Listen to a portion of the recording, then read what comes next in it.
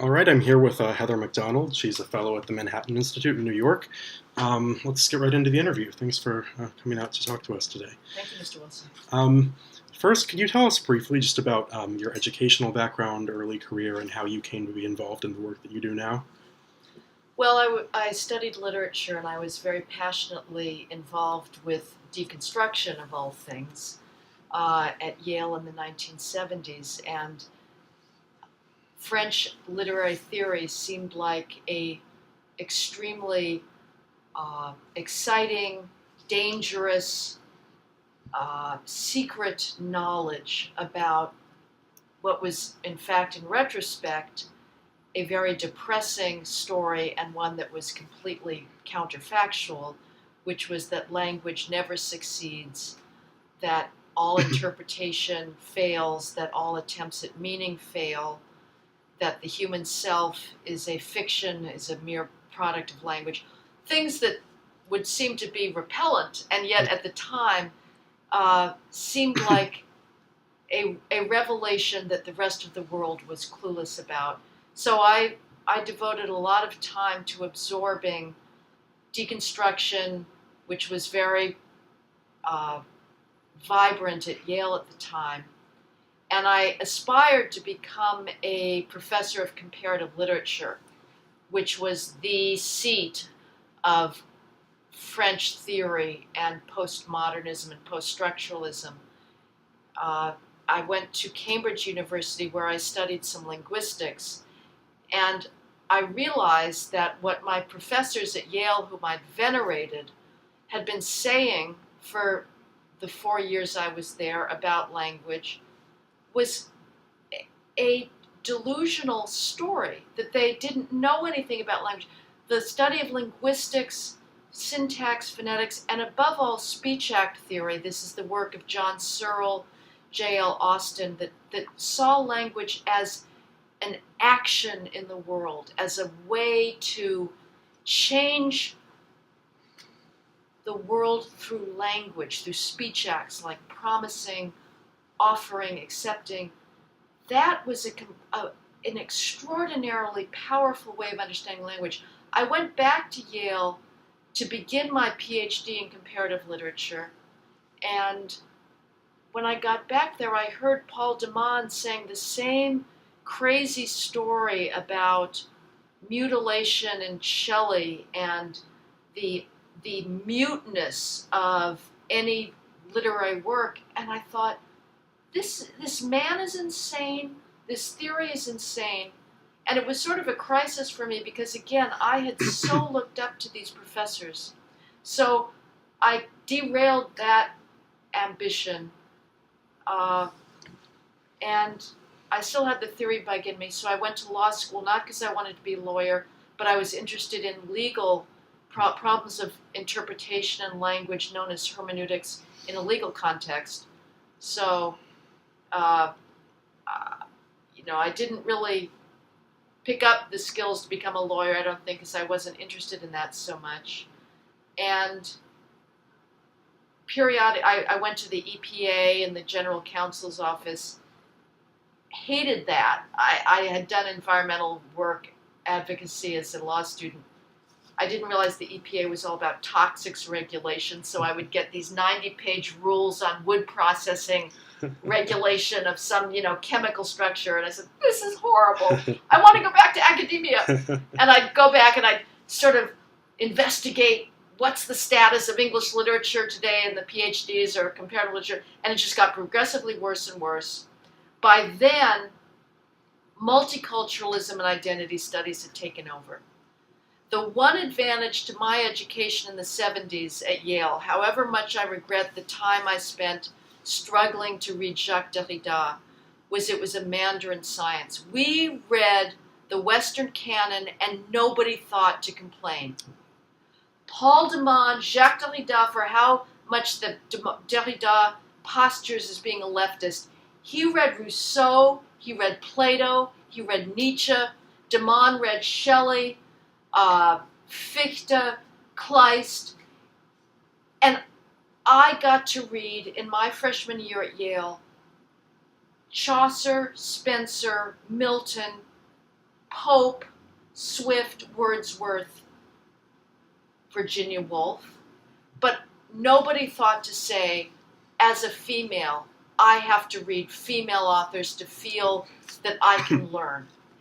This abomination, this betrayal of the humanist tradition happened in the 80s. And when I started going back into college, it had taken over the curriculum. So my goal was to write the definitive refutation of deconstruction. I never did that, but I started writing little pieces on postmodernism in the museums. I was asked to start doing reporting, to write reported pieces of real sort of journalism. And I had been a liberal by default growing up, which is what one is, I think. It's because it's really the dominant trend in our culture. You have to kind of think your way out to become a conservative. I found that in doing reported pieces on, say, welfare system in New York City, homelessness, that there too, the liberal story about the capacity of big government programs to overcome bad personal decisions was also not in alliance with reality. I would go to welfare offices and the recipients would tell me, they should have done this welfare reform years ago. People are exploiting the system. People in homeless shelters would say, government aid is a narcotic. This was out of their own mouths. I was not feeding them words. So that, starting to do reported journalism, for me, sort of ended up shifting my political viewpoints as well. Great, thank you. Your recent book is entitled The War on Cops, How the New Attack on Law and Order Makes Everyone Less Safe. What is the war on cops, and what are its implications both for society and public policy? The war on cops is largely a rhetorical and ideological attack. It is the narrative that we've been living through for the last 3 years, most closely associated with the Black Lives Matter movement, that says that we're experiencing an epidemic of racially biased police shootings of black males. It says that the police profession is systemically racist, that the overrepresentation of blacks in prison is due to criminal justice system racism. And as a result of that incessant narrative that during the Obama years was amplified by the White House, President Obama himself at numerous occasions said that black parents were right to fear that their child could be killed by a cop every time he goes out onto the street merely for doing something stupid. That narrative has had an enormous effect on what officers are experiencing today in the streets. When they work in high crime inner city areas, they find that routinely when they get out of their car to conduct an investigation, ask a few questions in a proactive pedestrian stop, they find themselves routinely surrounded by hostile, jeering crowds, cursing at them, sometimes throwing things at them, interfering with their authority. And that visceral experience, a cop in Chicago told me he's never experienced that much hatred in his 19 years on the job. He said it's basically an undoable job now. That visceral experience of a huge pushback against proactive policing, as well as the political message that to try and stop crime before it happens through certain tools like pedestrian stops known as stop, question, and frisk, broken windows policing, low-level quality of life enforcement. Officers are pulling back from those types of policing activities, and as a result, black lives are being taken. The murder rate in this country has risen 20% over the last 22 years. An additional 1,800 black males have been killed because crime is going up at a very high rate in inner city areas because the cops are backing off. And so what we're seeing, ironically, as a result of this phony Black Lives Matter narrative, is a much, much higher loss of black life, which was already disproportionately high. Blacks die of homicide in this country at 6 times the rate of whites and Hispanics combined.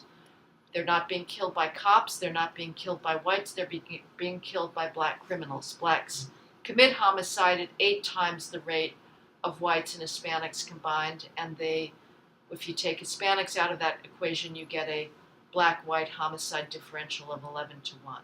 Right. Since its peak in the early 90s, violent crime had been on the decrease, although data now shows that it's rising again, particularly in our largest cities.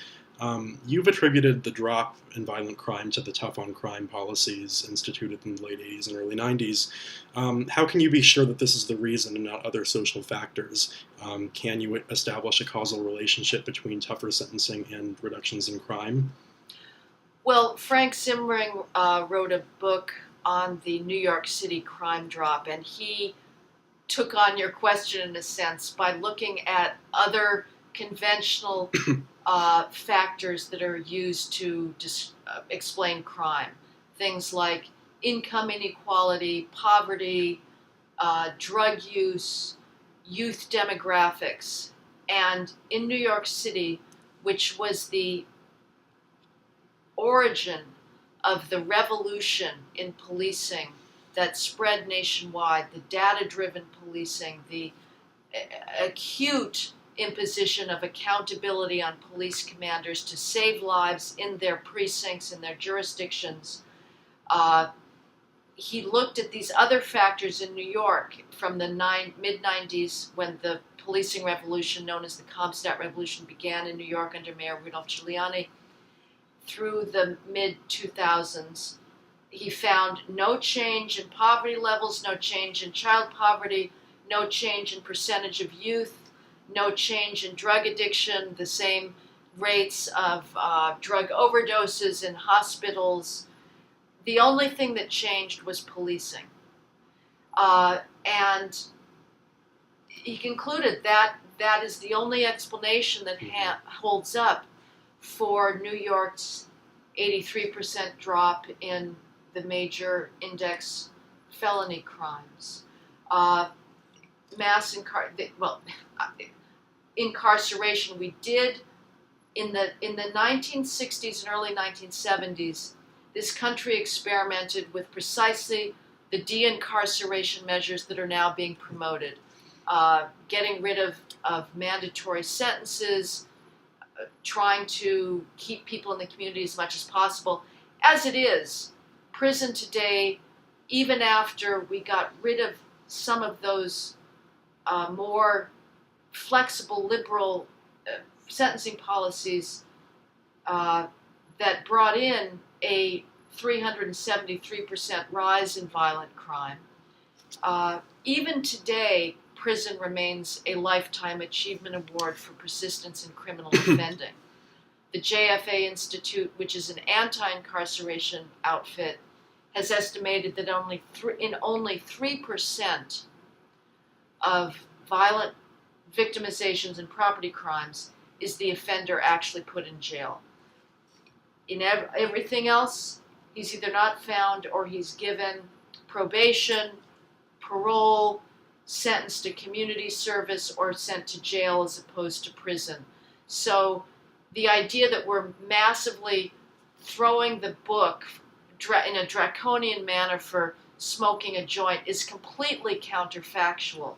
But the estimates that have come out for the role of incarceration in the crime drop goes as high as 25%. And we will see what happens now. Well, fortunately, at the federal level at least, under Attorney General Jeff Sessions, he's rethinking the push to get rid of federal mandatory sentences for gun crimes and major drug trafficking. At the state level, though, the de-incarceration push remains, and it's an empirical question. We'll see what happens.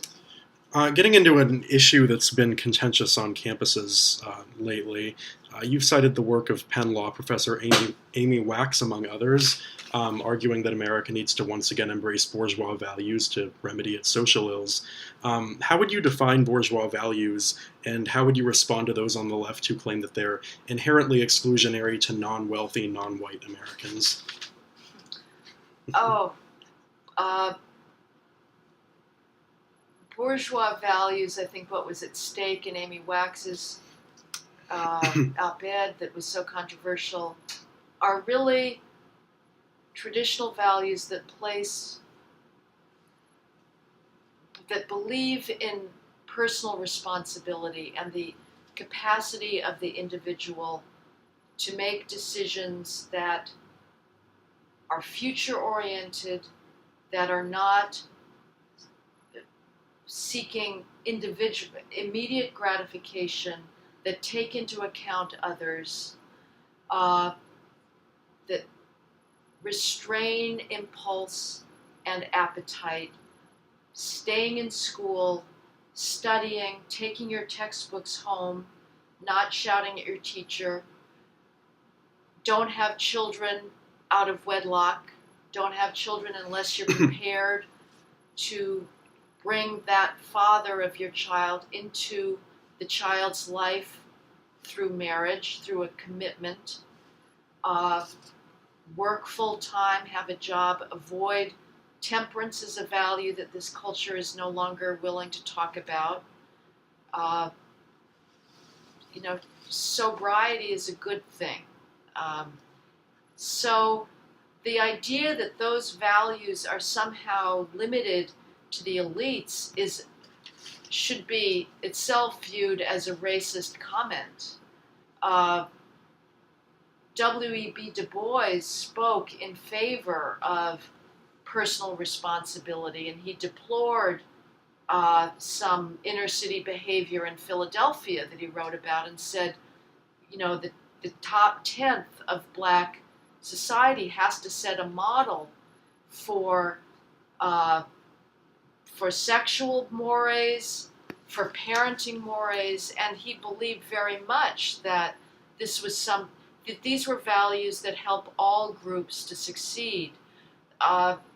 Frederick Douglass believed very much in self-help, in studying great literature and modeling yourself on the great accomplishments of civilization. So the failure of the elites to stand up for values and give them prominence in the culture, values that by and large they continue to expect out of their own children, I think does an enormous disservice to people that need that rigor and discipline in their lives, instead of getting sucked into drug culture, dropping out of school and joining a gang. You don't have to do those things. Those are individual choices. And to deny the role of individual will is to treat human beings as automaton and to really, I think, dismiss their dignity. What are your views on affirmative action, specifically as it relates to the minority students that it purports to help? What do you think the effects are on students who benefit from affirmative action? Do they prosper in the schools or the workplaces into which they've been accepted, or does it put them at a disadvantage compared to the students or the employees who got there on their merit? I think that this is the most important critique of affirmative action, is the fact that it is inimical to the interests of its supposed beneficiaries. I frankly am tired of the traditional critique of affirmative action, the constitutional arguments of equal protection as a reverse discrimination, the whole constitutional jurisprudence around strict scrutiny. It's a sterile discourse as far as I'm concerned now. The most important work that is being done in this area is by a law professor at UCLA named Richard Sander, and he has described something that he's dubbed the mismatch effect, which you allude to. If I was admitted to MIT in order to achieve gender balance there, and my math SATs were 650, and everybody around me had math SATs between 750 and 800. And if the scale went larger, they'd probably be 850. Guess what would happen? In the first year, I would drop out. I would feel I cannot keep up because my math skills did not meet those of my peers. And if I aspired to a career in math, and I went instead of going to MIT, but to Boston College, say, I would have a much better chance of pursuing my careers because the teaching would be geared towards my capacity. I would have peers that shared my level of mathematical skill. The same is true for racial preferences. Work has been done. There's a study that looked at Duke. It turns out that black males enter Duke with a higher aspiration to major in the sciences than white males. But the attrition, because the gap in SAT preparedness between the blacks admitted at Duke and the whites and Asians is over a standard deviation in SAT scores, the attrition out of science majors by blacks into ethnic studies majors is enormous. And so the resulting science graduates end up overwhelmingly white and Asian. If those same Duke students who'd been admitted with a standard deviation of preference, that is huge. It's a 200-point SAT gap. If instead they had gone to a perfectly good school in North Carolina, Chapel Hill even, again, they would have had a much greater chance of graduating with an engineering degree or a biology degree because they wouldn't have been catapulted ahead of their... It's an act of cruelty, I think. None of us would want to be put in a situation where we are very seriously facing a preparation gap with our peers.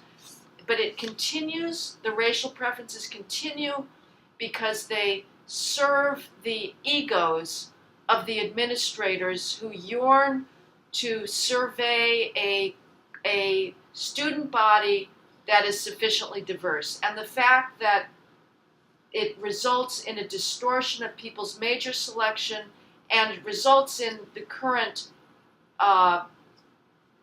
racial victimology with students claiming that they're somehow victims being at Princeton or Yale, which is an act of just utter narcissistic delusion, it matters not a bit to these presidents and admissions officers who just simply care about presiding over their little diverse fiefdom.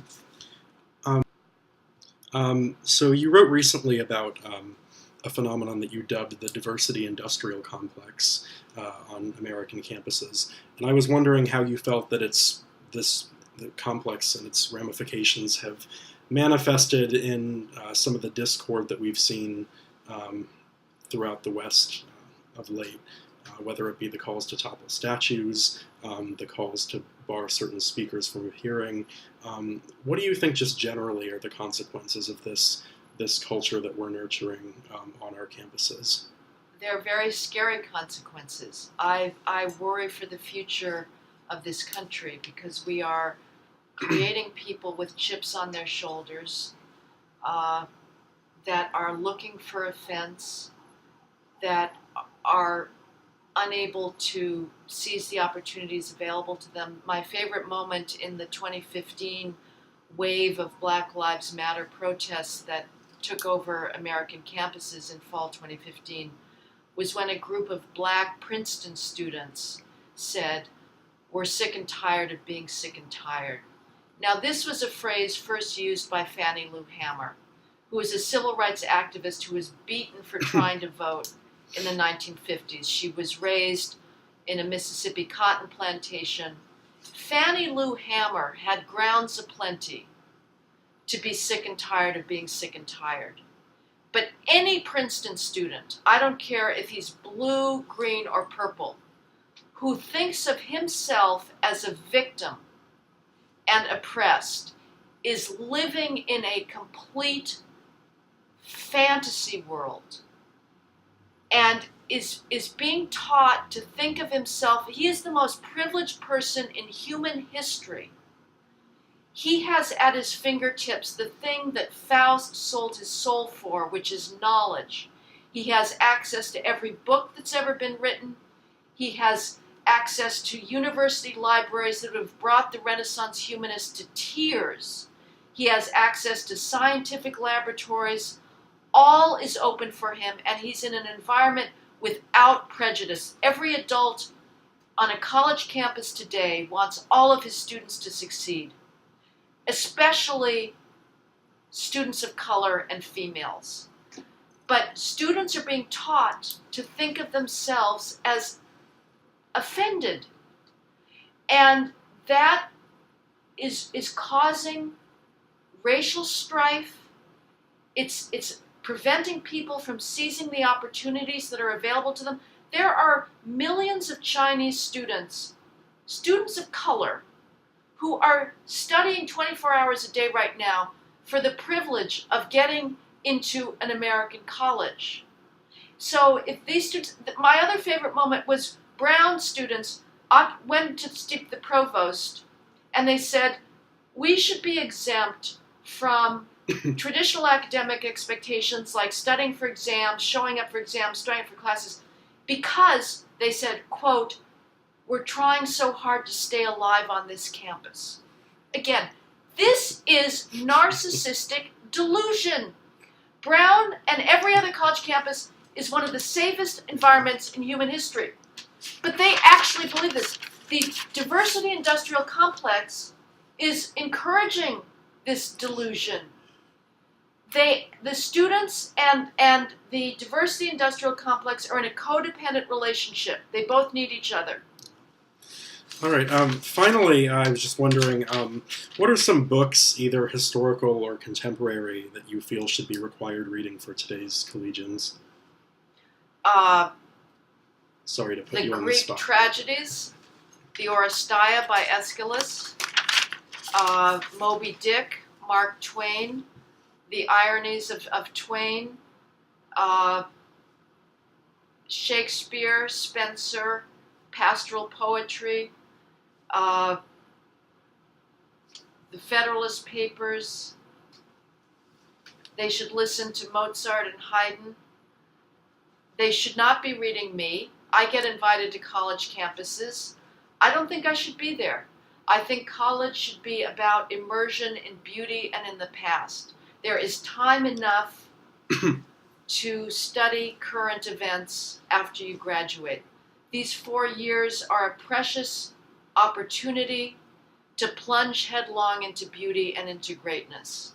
So I'm not going to recommend political books to counter the current dominance of left-wing victimology, because again, just as those books and the victimology is wrong, I also think that students, again, the time is too finite.